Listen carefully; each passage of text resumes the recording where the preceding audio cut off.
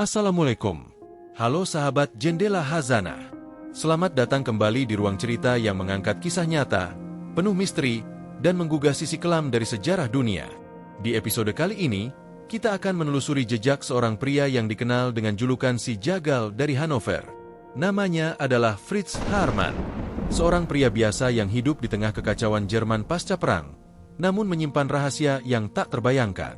Selama bertahun-tahun, ia berjalan di tengah masyarakat menjual dagangan, berbicara ramah, seolah tak terjadi apa-apa. Padahal, di balik pintu tempat tinggalnya, ada kisah yang kelam dan mengguncang nurani. Bahkan, konon apa yang ia perjualbelikan, bisa saja pernah sampai ke meja makan warga. Siapa sebenarnya pria ini? Bagaimana mungkin seorang yang dianggap sebagai informan kepolisian justru menyimpan rahasia sebesar itu? Dan lebih dari itu, bagaimana cara kebenaran akhirnya terungkap? Sebelum kita mulai, jangan lupa untuk like, komen, dan subscribe agar kamu tidak tertinggal kisah-kisah penuh hikmah dan pelajaran dari sejarah dunia yang sesungguhnya. Selamat menyimak. Semoga kisah ini tidak hanya membuka mata, tapi juga membuka hati. Namaku Heinrich Kohler. Aku pernah menjadi penyidik kriminal di Hannover, kota tua yang dulunya penuh kejayaan. Tapi pada tahun-tahun setelah perang, wajahnya berubah menjadi bayang-bayang dari masa lalu. Jalan-jalan berlumpur. Rumah-rumah tua berderak di setiap tiupan angin. Bau tembakau dan jelaga terasa menyatu dengan udara. Saat itu tahun 1924. Aku sudah hampir 10 tahun menangani perkara-perkara pelik, mulai dari pencurian hingga penghilangan nyawa. Tapi tidak ada satupun yang mampu mempersiapkanku untuk kasus ini. Kasus yang tak hanya mengusik malam-malamku, tapi mengubah cara pandangku terhadap manusia dan topeng yang bisa mereka kenakan di siang hari. Hari itu cuaca mendung. Kantor kepolisian ramai oleh keluhan-keluhan kecil dari warga. Namun ada satu laporan yang tak bisa aku lupakan. Seorang ibu, wajahnya pucat, tangan menggenggam syalwol yang tampaknya milik anaknya. Ia berkata bahwa putranya, remaja lelaki berusia 15 tahun, tak pulang sejak seminggu lalu. Bukan hal baru. Banyak anak yang menghilang di Hannover. Namun kali ini berbeda. Anak itu dikenal rajin, tidak pernah jauh dari rumah. Ibunya bilang, terakhir kali terlihat, ia sedang berjalan ke arah pasar. Aku turun ke jalan, menyusuri pasar kota yang suram. Di sana, para pedagang menjual segala yang bisa ditukar dengan mark, kain, kentang, bahkan daging murah yang tak jelas asalnya. Aku melihat seorang pria berdiri di ujung pasar. Ia mengenakan jas panjang coklat tua, topi dipasang rendah menutupi matanya. Ia menjajakan potongan daging di keranjang rotan, sambil sesekali menyapa warga yang lewat. Dia ramah, terlalu ramah. Namanya Fritz Haarmann. Katanya, ia bekerja sebagai pedagang sekaligus informan untuk kepolisian. Aku mengenalnya samar, tak pernah terlibat langsung, tapi namanya cukup dikenal. Beberapa rekan di kantor bahkan pernah menyebutnya sebagai sumber yang berguna. Tapi ada sesuatu dari caranya menatap, membuatku tak nyaman. Aku tidak bisa langsung menuduh tanpa bukti. Maka aku memulai dengan bertanya kepada orang-orang di sekitar pasar. Sebagian besar menyukainya. Katanya, Fritz adalah orang yang tahu banyak hal. Ia sering membantu mencari barang hilang. Kadang juga memperingatkan soal gerombolan pencuri jalanan. Tapi 1-2 orang, terutama pedagang tua, berbisik padaku bahwa bau dari kamar tempat tinggal Fritz kerap membuat mereka mual. Katanya, kadang bau itu datang saat malam, menyusup lewat celah jendela dan membuat perut bergolak. Aku mulai mencatat semuanya. Perlahan, mulai muncul pola. Dalam 3 bulan terakhir, lebih dari 5 remaja lelaki dilaporkan hilang. Kesamaan mereka, semuanya terlihat terakhir kali di sekitar stasiun dan pasar. Dan anehnya, semuanya memiliki ciri tubuh yang mirip, tinggi, kurus, dan berusia belasan. Aku kembali ke kantor dan membuka berkas-berkas lama. Tumpukan laporan penghilangan yang diarsipkan seperti teka-teki tak selesai. Semakin aku membaca, semakin banyak kemiripan yang muncul. Nama Haarmann kembali terlintas. Ia hadir di dekat begitu banyak lokasi terakhir korban, tapi tidak pernah cukup dekat untuk ditahan. Beberapa malam kemudian, aku kembali ke kawasan pasar. Kali ini tidak sendiri. Bersama 2 petugas lain, kami mengamati dari kejauhan. Fritz tampak biasa saja, bercanda dengan seorang remaja yang tak kukenal. Ia menepuk bahu anak itu, lalu mengajaknya ke arah jalan sempit yang mengarah ke rumah kontrakannya. Aku merasa perutku mual, tapi aku harus menahan dorongan itu. Ini belum saatnya. Aku butuh alasan untuk masuk. Surat perintah belum bisa dikeluarkan tanpa bukti kuat. Maka aku memilih cara lama, mengawasi, mencatat, dan menunggu celah. Malam itu aku tidak tidur. Pikiranku penuh bayangan rumah tua dengan jendela tertutup rapat. Apa yang disembunyikan di dalamnya? Apa yang membuat udara di sekitar bangunannya berbau busuk seperti daging yang membusuk di tengah musim panas? 2 hari kemudian, seorang anak lelaki ditemukan di tepi sungai. Bukan jasad utuh, hanya sebagian. Hancur, namun cukup untuk dikenali. Ibunya datang menangis, memeluk potongan pakaian yang masih menempel. Suaranya pecah di ruang interogasi. Aku tahu, ini bukan hanya tentang 1 atau 2 anak. Ini lebih dari itu. Jauh lebih gelap. Dan untuk pertama kalinya dalam hidupku sebagai penyidik, aku merasa ketakutan. Karena aku sadar, apa yang sedang aku hadapi mungkin lebih dari sekadar manusia. Lorong itu sempit dan basah. Dinding-dindingnya berlumut, dan jendela-jendela kecil di atas kepala kami tertutup rapat seperti tak ingin melihat ke dalam dunia bawah ini. Aku berdiri di hadapannya, rumah bernomor 27. Rumah kontrakan milik Fritz Harman. Tampak seperti rumah biasa, 2 lantai, dengan pintu kayu yang warnanya sudah pudar. Tapi tidak ada yang biasa dari tempat ini. Hari itu, kami datang dengan surat perintah. Aku menggenggam kertas itu erat-erat, seolah secarik dokumen bisa melindungiku dari apapun yang mungkin ada di balik pintu. 2 petugas lain berdiri di belakangku, senyap. Tak ada yang bicara. Kami sudah mendengar cukup banyak dari warga sekitar untuk tahu bahwa ini bukan penggeledahan biasa. Ketika pintu diketuk, butuh waktu cukup lama hingga terdengar derit dari dalam. Pintu dibuka sebagian. Fritz berdiri di sana, tersenyum, seolah kami adalah tamu yang datang untuk makan siang. Ia mengenakan pakaian tidur, dan matanya tampak segar, seperti orang yang baru saja bangun. Ada yang bisa saya bantu, Tuan Kohler? Suaranya tenang, terlalu tenang. Aku menjawab tanpa basa-basi. Kami perlu masuk. Ini suratnya. Ia menatap surat itu sejenak, lalu mempersilakan kami masuk, dengan gaya tuan rumah yang sopan, hampir membuatku ragu apakah kami datang ke tempat yang tepat. Tapi begitu kami melewati ambang pintu, keraguan itu sirna. Bau menyengat langsung menyergap. Bukan hanya bau lembab atau kayu tua. Ini lebih dari itu. Bau logam, amis, dan busuk yang bercampur jadi satu. Salah satu petugas di belakangku menutup mulutnya dengan sapu tangan. Aku sendiri menahan napas. Ruangan pertama tampak biasa. Sofa tua, meja makan, tumpukan koran. Namun saat kami mulai membuka pintu-pintu lain, satu demi satu, pemandangan berubah. Di ruang belakang, kami menemukan ember logam besar yang tertutup kain. Ketika dibuka, bau menyembur lebih kuat. Di dalamnya, potongan-potongan yang tak bisa dijelaskan langsung. Bukan sayur, bukan sisa dapur, tapi sesuatu yang membekas di ingatan. Sesuatu yang tidak seharusnya ada di sana. Aku melangkah naik ke lantai 2. Anak tangganya sempit, kayunya berderak. Di lantai atas, ada satu kamar yang terkunci. Fritz yang tadi mengikutiku di belakang, tiba-tiba berhenti bicara. Wajahnya tetap tenang, tapi matanya berkedip cepat. Kunci, kataku pendek. Ia ragu, tapi akhirnya menyerah. Dari saku celananya, ia keluarkan kunci logam dan menyerahkannya padaku. Saat pintu kamar itu terbuka, dunia seakan berhenti berputar. Ruangan itu kecil, gelap, dan bau. Dindingnya lembab, dan di sudut, ada ranjang tua berkasur tipis. Tapi yang paling mencolok adalah meja panjang di samping jendela. Di atasnya, ada alat-alat tajam, sarung tangan, dan lembaran kertas berisi catatan yang belum sempat disembunyikan. Dan di balik tirai di pojok ruangan, kami menemukan lemari besar. Di dalamnya, tergantung pakaian remaja. Puluhan. Semuanya beragam warna, ukuran, dan bentuk. Beberapa masih memiliki inisial yang disulam dengan benang. Salah satu petugas berlutut. Ia mengambil sepatu kecil, hanya satu, dan menggenggamnya dengan tangan gemetar. Ini milik putra saya, bisik seorang ibu dari laporan beberapa minggu lalu saat kami memanggilnya untuk mengidentifikasi. Hari itu, kami menahan Fritz Harman. Ketika ia duduk di ruang interogasi, Wajahnya masih tanpa ekspresi. Ia seperti pria yang telah menyerahkan segalanya dan tak punya apa-apa lagi untuk disembunyikan. Tapi ia tidak langsung mengaku. Ia berbicara pelan, berputar-putar, seolah sedang menceritakan dongeng lama. Saya hanya membantu mereka yang butuh tempat tinggal, ujarnya. Namun bukti terus berdatangan.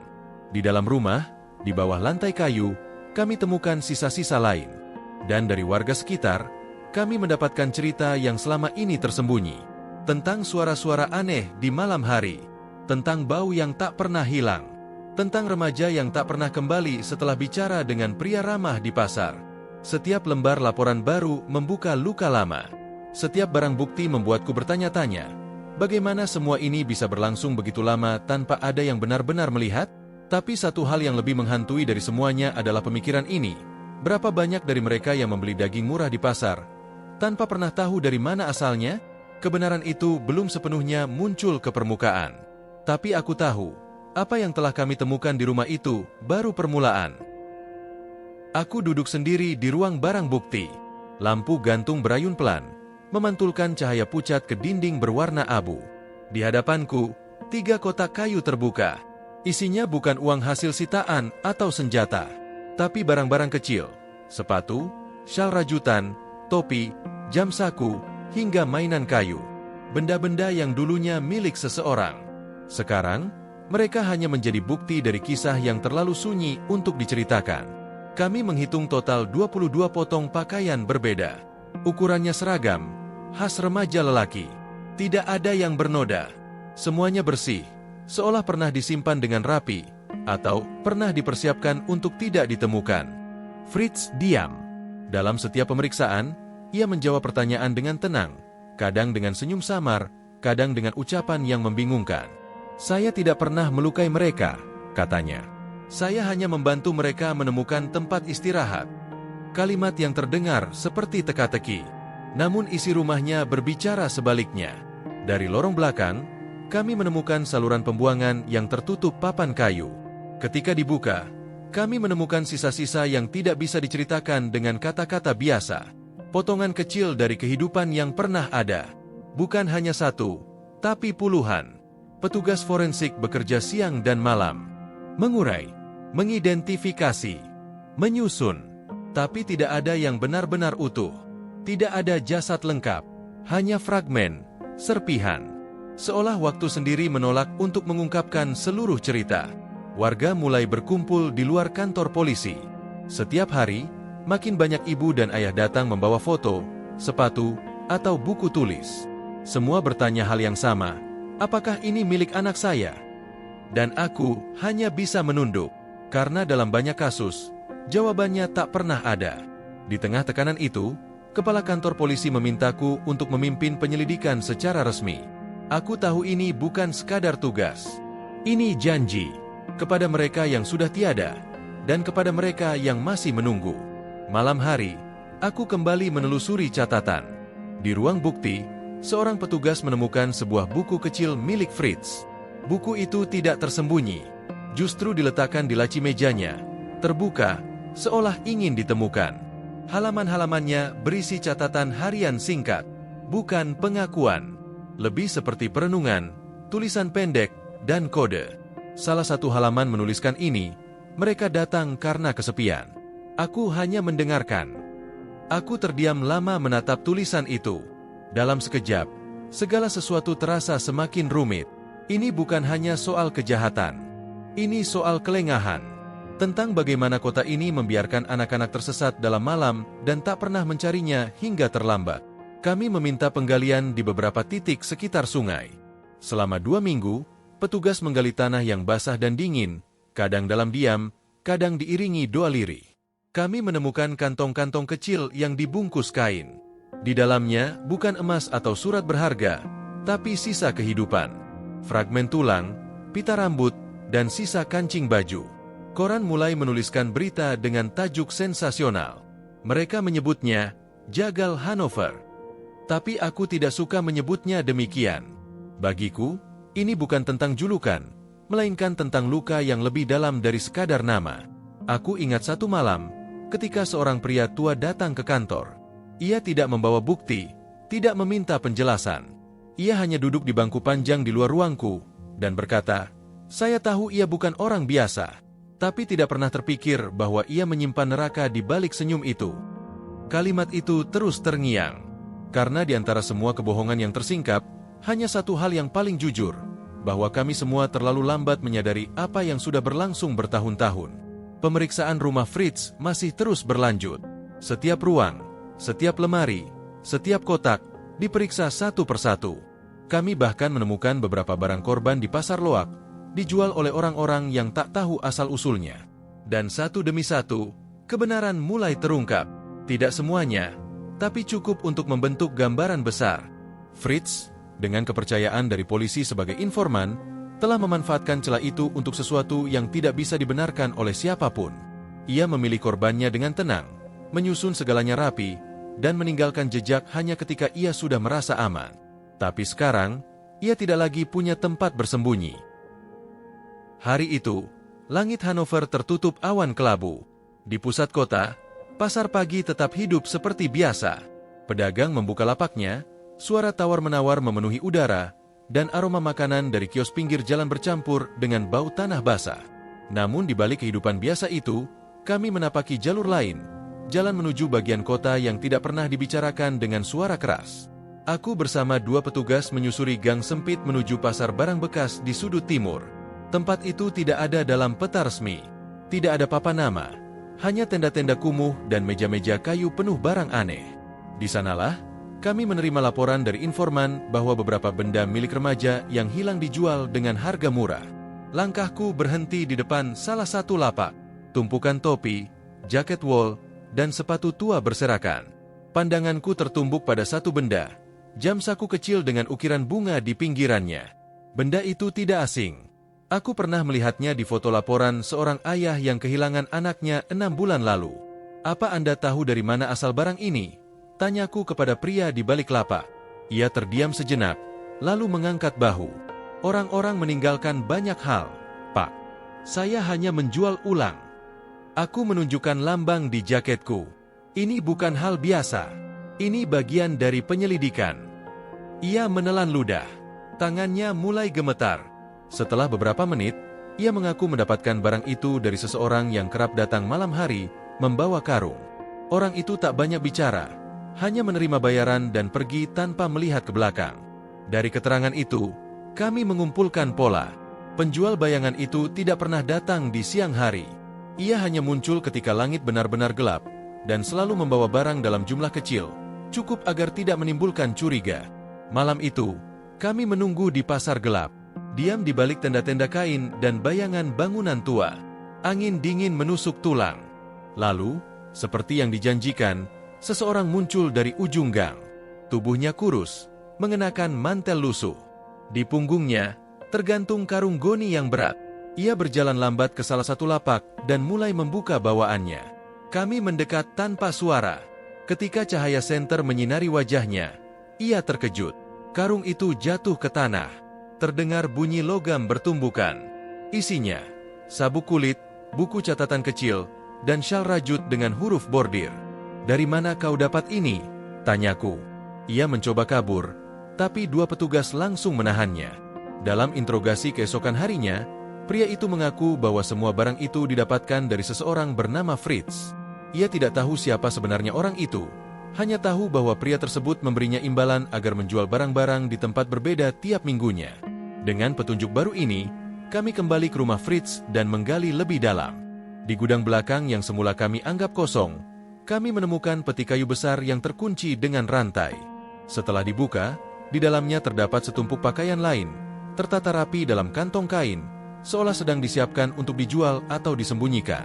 Yang membuat bulu kuduku berdiri adalah selembar daftar yang diselipkan di antara tumpukan. Di sana tertulis nama-nama panggilan yang tidak dikenal, bisa jadi sandi atau julukan untuk korban. Di samping masing-masing, tertulis angka dan catatan singkat. Beberapa hanya menuliskan satu kata, "Selesai." Kami juga menemukan beberapa lembar kwitansi, bukan dalam bentuk resmi, tapi tulisan tangan yang mencatat tanggal dan barang yang sudah ditukar. Beberapa di antaranya mencantumkan lokasi pasar gelap yang berbeda. Ini bukan kebetulan. Ini sistem. Aku menyadari, ini lebih dari sekadar penghilangan nyawa. Fritz menciptakan jaringan. Ia tidak hanya menghilangkan, tapi juga membuang, menyebar, dan menghapus jejak melalui cara yang tidak akan mencurigakan jika tak dicermati. Warga mulai cemas. Pasar yang dulunya hanya dianggap sebagai tempat barang bekas, kini berubah jadi simbol ketakutan. Orang-orang mulai menghindari area itu. Para pedagang merasa diawasi. Kota Hanover, yang selama ini hidup dalam kebiasaan dan rutinitas, mulai retak. Sementara itu, Fritz tetap tenang di dalam tahanan. Ketika aku mendatanginya dan menunjukkan bukti dari pasar, ia hanya tersenyum. Aku hanya menyediakan. Mereka yang menjualnya, katanya pelan. Aku tak menjawab, karena aku tahu, dalam setiap kalimatnya, ada cara untuk melemparkan kesalahan tanpa benar-benar menyangkal. Tapi satu hal kini sudah pasti. Kami tidak sedang memburu seorang pelaku tunggal. Kami sedang membongkar lingkaran. Dan Fritz berada di tengahnya. Beberapa hari setelah penemuan dari pasar gelap, suasana kantor kepolisian berubah lebih tegang. Setiap informasi baru seperti membuka lubang yang lebih dalam. Tak satu pun dari kami menyangka bahwa penyelidikan ini akan menyeret kami ke dalam jaringan yang penuh teka-teki dan keheningan yang mencekam. Kami memutuskan untuk memeriksa ulang seluruh struktur bangunan tempat tinggal Fritz. Bukan hanya ruangan yang tampak, tapi juga dinding, lantai, dan bahkan atap rumahnya. Karena sesuatu terasa tidak wajar. Rumah itu terlalu senyap, terlalu bersih, dan terlalu tertata rapi, seolah menyembunyikan sesuatu yang tidak ingin diketahui. Tim konstruksi kecil kami mulai bekerja di malam hari, agar tak menarik perhatian warga. Dinding belakang dapur menjadi fokus pertama kami. Ukurannya tampak lebih tebal dari dinding lain, seakan ada ruang kosong di dalamnya. Setelah dibongkar sebagian, kecurigaan itu terbukti. Sebuah ruang sempit selebar 1 meter terbuka, tertutup sepenuhnya dari pandangan luar. Tak ada jendela, hanya udara pengap dan aroma yang menyesakan. Di dalam ruangan itu, kami menemukan meja kayu tua, beberapa kantong kain, dan tumpukan buku catatan.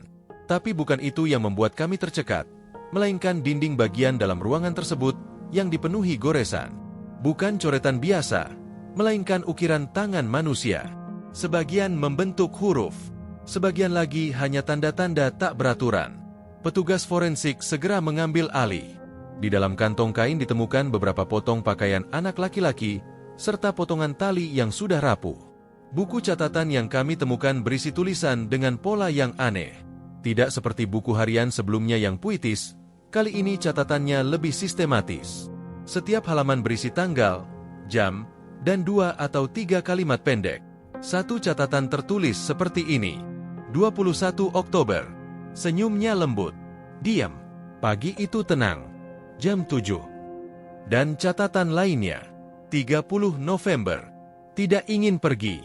Aku menyanyikan lagu. Sudah selesai. Tak ada nama. Hanya potongan waktu.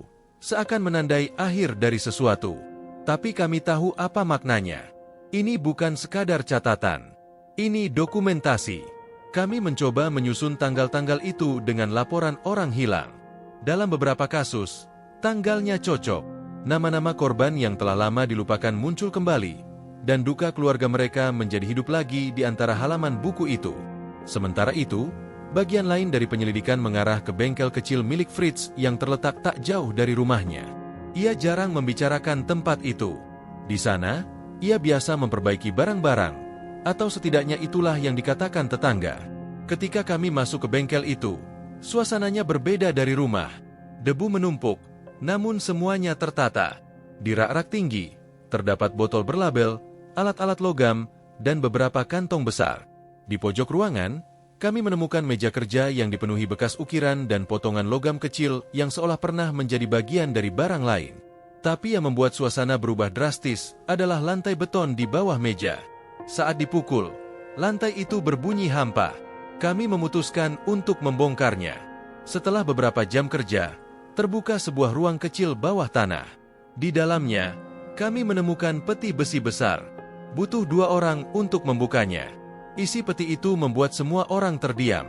Puluhan barang pribadi, buku harian, mainan kecil, surat, dan bahkan lukisan anak-anak.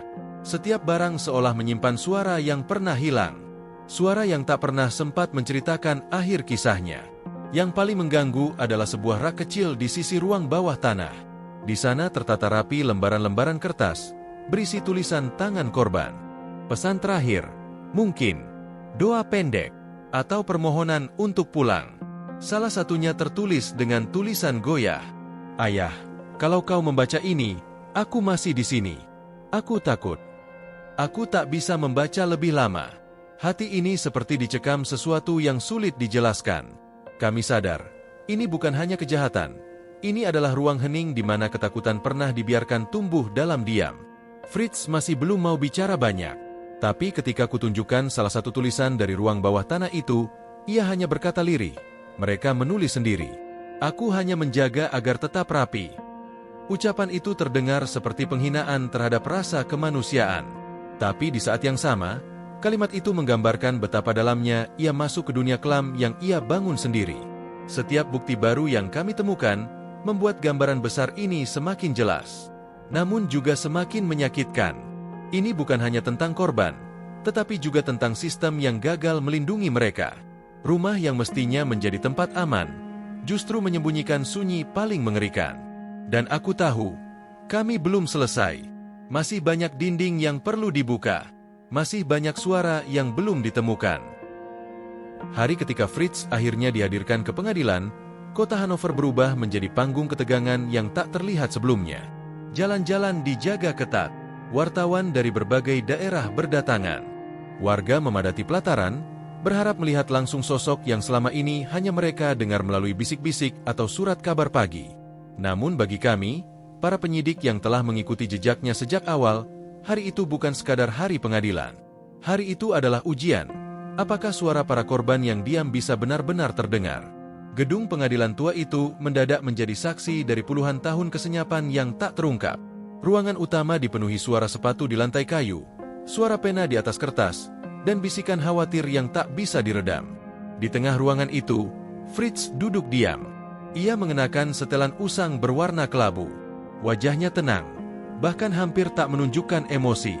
Jaksa penuntut membuka persidangan dengan memaparkan fakta-fakta yang kami kumpulkan. Barang-barang korban, catatan tangan, bahkan pola penghilangan nyawa yang didokumentasikan dengan dingin dalam buku catatannya. Tak satu pun dari kami bersuara. Semua bukti itu sudah cukup keras berbicara. Namun yang membuat proses ini semakin rumit adalah sikap Fritz sendiri. Ia tidak menyangkal, tapi juga tidak mengaku. Ia menjawab setiap pertanyaan dengan tenang, nyaris seperti sedang menjelaskan cara membuat teh. Baginya, yang terjadi adalah bagian dari rutinitas. Sebuah pola yang ia jalani, tanpa merasa harus mempertanggungjawabkan. Apa Anda mengakui bahwa barang-barang itu milik para korban? Tanya hakim. Fritz mengangguk. Saya hanya menyimpannya. Mereka meninggalkannya. Mereka tidak meninggalkan. Mereka tidak pernah kembali. Jawab hakim dengan suara tegas. Namun ekspresinya tetap sama. Tidak tertantang, tidak terpukul. Seolah ruang sidang itu hanyalah panggung teater yang baginya sudah tak lagi penting. Satu persatu, keluarga korban dipanggil memberikan kesaksian. Beberapa tak sanggup bicara. Suara mereka pecah di tengah kalimat. Ada yang membawa foto terakhir anaknya. Ada yang membaca ulang surat yang ditemukan di ruang bawah tanah itu. Tangisan mereka bukan hanya duka, tapi juga kemarahan. Kenapa butuh waktu begitu lama sampai semuanya terbongkar? Kenapa mereka harus menunggu puluhan nama hilang dulu baru keadilan mulai berjalan? Sementara itu, pembela hukum Fritz mencoba mengangkat isu ketidakstabilan mental. Mereka menyebutkan bahwa Fritz tumbuh dalam lingkungan sulit, memiliki sejarah trauma, dan pernah mengalami tekanan jiwa. Tapi argumen itu tidak cukup untuk menghapus apa yang telah terjadi. Salah satu momen paling hening dalam sidang adalah ketika pengacara menunjukkan potret interior ruangan rahasia di rumah Fritz. Gambar-gambar itu ditampilkan di layar besar. Tembok dengan coretan tangan, tumpukan barang pribadi, surat-surat terakhir yang ditulis dengan ketakutan. Seluruh ruangan hening. Bahkan detak jam di dinding terasa menggema. Setelah semua bukti ditunjukkan, hakim akhirnya menunda putusan hingga beberapa hari ke depan. Proses pengadilan masih harus melewati beberapa tahap lagi. Namun dari gelagatnya, putusan itu tidak akan ringan. Malam harinya, aku kembali ke kantor. Di ruang arsip, Aku duduk di depan papan yang sejak awal kami gunakan untuk menyusun peta kasus ini. Wajah para korban, jejak barang bukti, dan kutipan dari buku catatan Fritz memenuhi setiap sudutnya. Aku memandangi satu persatu wajah itu. Mereka yang dulu dianggap kabur, ternyata telah diam di balik dinding-dinding yang tak pernah kami curigai. Seorang petugas muda menghampiriku dan duduk di sebelah. Ia diam beberapa saat, lalu berkata, "Menurut Anda, kenapa ia mencatat semuanya?" Aku terdiam. Lalu kujawab perlahan, "Mungkin karena ia tahu, suatu hari ia akan ditemukan. Dan saat itu tiba, ia ingin kita membaca kisahnya. Bukan untuk pengampunan, tapi agar kita tahu, ia bukan sekadar bayangan." Malam itu, aku menutup buku catatan penyidikan dengan tangan gemetar. Tapi bukan karena lelah, melainkan karena aku tahu, perjalanan ini belum benar-benar selesai. Masih banyak yang harus dijelaskan. Masih banyak luka yang harus dijahit.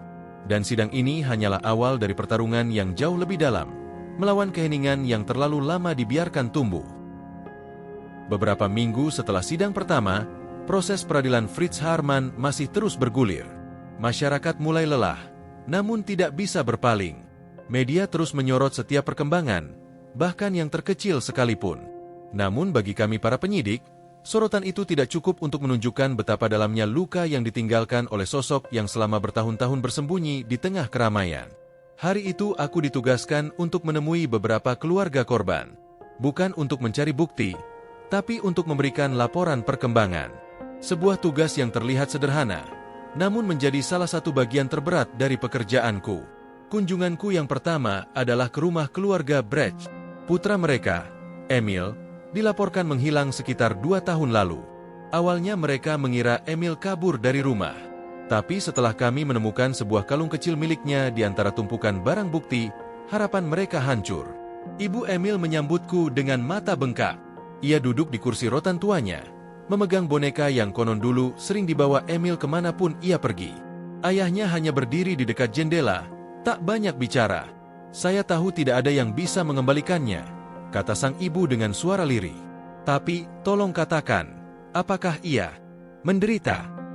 Aku tidak bisa menjawab. Tidak ada cara yang benar untuk menjawab pertanyaan seperti itu. Aku hanya mengangguk perlahan, berusaha menghormati duka yang tak bisa dijelaskan dengan kata-kata. Kunjunganku berikutnya tak jauh berbeda. Setiap rumah menyimpan kisah yang tak pernah selesai. Beberapa orang tua masih menyisakan ruang kosong di kamar anak mereka. Ada yang menyimpan pakaian terakhir yang dikenakan. Ada pula yang masih menyiapkan makanan di piring yang sama, seolah anak mereka akan kembali kapan saja. Dari semua kunjungan itu, satu hal yang paling terasa adalah diam. Diam yang bukan karena tak ingin bicara, tapi karena terlalu banyak yang ingin diucapkan dan tak tahu harus mulai dari mana. Luka mereka bukan luka yang terlihat, tidak berdarah, tidak memar, tapi mengakar, dan merobek pelan-pelan dari dalam. Kembali ke kantor, aku melihat tumpukan laporan baru di mejaku. Beberapa berisi surat dari warga. Isinya beragam. Ada yang mengutuk perbuatan Fritz. Ada pula yang mempertanyakan bagaimana ia bisa bertahan begitu lama tanpa terdeteksi. Tapi ada satu surat yang membuatku berhenti sejenak. Surat itu ditulis oleh seorang anak laki-laki dari kota kecil dekat Hanover. Ia menulis, "Paman polisi, saya sering melewati rumah tua di dekat sungai. Rumah itu sekarang kosong. Tapi kadang, saya merasa ada suara anak-anak dari dalam. Apakah mungkin mereka belum benar-benar pergi?" Aku terdiam lama membaca surat itu. Mungkin hanya imajinasi seorang anak, tapi surat itu menggambarkan sesuatu yang lebih dalam. Bahwa trauma dari kasus ini bukan hanya milik keluarga korban, tapi juga merambat ke semua yang menyaksikan. Kami kemudian mengunjungi rumah tua yang dimaksud dalam surat itu. Bangunan itu telah lama ditinggalkan, namun pernah menjadi tempat tinggal salah satu kenalan Fritz. Di sana, kami tak menemukan bukti baru, tapi kami menemukan sesuatu yang lebih penting, ketakutan warga yang masih tersisa. Mereka yang dulu bertetangga dengan Fritz merasa dihantui oleh kenyataan bahwa selama ini, sosok yang mereka anggap ramah menyimpan rahasia kelam tak terbayangkan. Salah satu tetangga tua berkata kepadaku, ia sering menyapa saya setiap pagi, bahkan pernah membantu memperbaiki pagar saya. Siapa sangka pagar yang ia betulkan mungkin dibangun dari tangan yang sama yang menghilangkan nyawa anak-anak itu. Perkataannya membekas, bahwa kengerian terbesar kadang tak datang dari tempat gelap, tapi dari wajah-wajah yang kita percaya. Di malam hari, aku duduk di depan meja kerjaku, menyusun ulang berkas dan catatan. Kasus ini mungkin segera memasuki tahap akhir persidangan. Tapi aku tahu, dampaknya tak akan berakhir dalam waktu dekat. Terlalu banyak luka yang belum disembuhkan. Terlalu banyak suara yang belum benar-benar didengar. Aku menuliskan satu kalimat di buku kecilku sebelum pulang malam itu. Bahkan setelah keadilan ditegakkan, bayangan tetap tinggal di tempat-tempat yang paling kita percayai. Dan aku tahu, dalam kasus ini, tidak ada satupun dari kami yang akan kembali seperti semula. Hari itu, ruang sidang kembali penuh, bukan hanya oleh para pengamat dan wartawan, tapi juga oleh keluarga korban yang mulai kembali dari luar kota, berharap mendengar kejelasan terakhir. Meski putusan belum akan dibacakan hari ini, desas-desus mulai beredar. Katanya, ada kesaksian penting yang akan mengubah arah sidang. Kami tidak tahu siapa yang akan berbicara. Namun suasana pagi itu terasa berbeda. Seolah ruang pengadilan menahan napasnya. Aku datang lebih awal, membawa beberapa berkas tambahan dari bagian investigasi. Di bangku kayu yang dingin, aku duduk dan memandangi ruang sidang yang perlahan mulai terisi. Fritz, seperti biasa, duduk di kursinya. Raut wajahnya tetap, tidak ada kegelisahan, tidak pula keangkuhan. Ia hanya menatap lurus ke depan, seperti seseorang yang sedang menunggu kereta yang tak kunjung tiba. Lalu tiba-tiba, pintu ruang saksi terbuka. Seorang pria paruh baya melangkah masuk. Wajahnya tidak asing. Ia adalah salah satu mantan rekan kerja Fritz dari masa lalu. Seseorang yang pernah bekerja di pasar daging dan juga pernah tinggal satu atap dengannya selama beberapa bulan. Namanya Herr Schneider. Dulu kami sempat menemuinya untuk dimintai keterangan, tapi waktu itu ia memilih bungkam. Kini, entah kenapa, ia datang sendiri. Suara Herr Schneider bergetar ketika ia bersumpah di hadapan hakim. Tangannya menggenggam erat topi lusuh yang ia bawa. Ia menatap ke arah Fritz, lalu menunduk, seolah menyusun kekuatan untuk bicara. Saya pernah melihat sesuatu, katanya akhirnya. Dulu saya tidak tahu pasti. Saya pikir itu hanya bayangan saya sendiri. Tapi sekarang saya yakin. Ia mulai bercerita tentang suatu malam, ketika ia pulang lebih awal dari tempat kerja dan mendapati Fritz membawa sesuatu ke dalam ruang belakang. Sesuatu yang dibungkus karung goni dan mengeluarkan bau logam yang tajam. Fritz saat itu mengatakan itu adalah sisa daging rusak. Tapi malam itu, Schneider melihat lebih dari sekadar bau. Saya sempat melihat ujung sepatu dari balik karung itu, katanya dengan suara perlahan. Sepatu anak-anak. Seluruh ruang sidang terdiam. Bahkan pena para wartawan berhenti menulis. Hakim memandangi Schneider dengan tajam, lalu bertanya, "Mengapa Anda baru mengatakannya sekarang?" Schneider menghela napas panjang. "Karena saya takut, dan karena selama ini, saya pun tidak percaya bahwa saya benar-benar melihatnya." Kesaksian ini memperkuat rangkaian tuduhan. Tapi lebih dari itu, ia membuka satu lapisan lagi dari apa yang selama ini tersembunyi, bahwa ada lebih banyak saksi diam di sekitar Fritz. Mereka yang tahu, namun ragu. Mereka yang curiga, namun tak ingin ikut terlibat. Setelah sidang selesai, aku duduk sendirian di halaman luar gedung pengadilan. Dedaunan musim gugur berguguran perlahan. Ada seorang jurnalis muda yang mendekatiku, membawa kamera kecil dan catatan. "Apakah menurut Anda, Fritz memang memiliki niat sejak awal?" tanyanya. Aku tidak langsung menjawab, bukan karena tidak tahu, tapi karena pertanyaan itu terlalu dalam untuk dijawab dengan kata singkat. Aku menatap ke arah langit yang mendung, lalu berkata, mungkin ia tak pernah merencanakannya sejak awal. Tapi ketika ia mulai, ia tahu tak ada jalan kembali. Hari mulai gelap ketika aku kembali ke kantor. Di meja kerjaku, ada sepucuk surat tanpa nama pengirim. Isinya hanya satu paragraf. Setiap luka yang tak terlihat akan meninggalkan suara, dan suara itu akan terus memanggil sampai ada yang mendengarnya.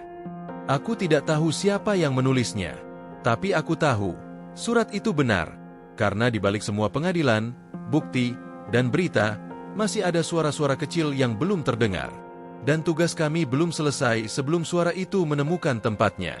Aku menutup lampu kantor malam itu dengan satu pemikiran yang menggema di benakku, bahwa keadilan bukan hanya tentang menghukum, tapi tentang mendengarkan.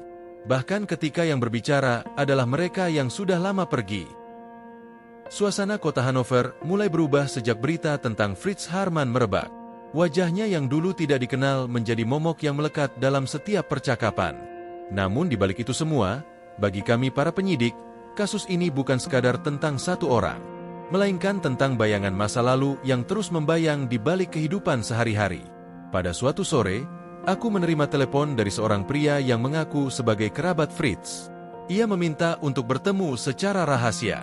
Aku menyetujui pertemuan itu di sebuah kafe kecil di pinggiran kota, tempat yang tidak ramai dan mudah dihindari perhatian. Saat aku tiba, pria itu sudah menunggu dengan wajah kusut dan mata lelah. Namanya Dieter, sepupu jauh Fritz. Ia membawa beberapa barang yang menurutnya bisa membantu menjelaskan siapa sebenarnya Fritz sebelum semua kengerian itu terungkap. Dieter membuka sebuah kotak kayu kecil yang berisi foto-foto lama, surat-surat usang, dan beberapa barang pribadi Fritz yang sempat disimpan keluarga selama bertahun-tahun. Foto-foto itu menunjukkan Fritz saat masih muda, seorang pemuda biasa dengan senyum yang tulus, bersama keluarga dan teman-temannya. Surat-surat itu berisi harapan dan cita-cita, jauh dari bayang-bayang kelam yang kemudian menyelimuti hidupnya. Namun Dieter juga bercerita tentang masa-masa sulit yang dilalui Fritz, tentang bagaimana ia kehilangan orang tua di usia muda, menjalani hidup sendiri di jalanan, dan mengalami penolakan dari lingkungan sekitar. Sebuah kehidupan yang keras, yang mungkin telah membentuknya menjadi sosok yang sulit dipahami.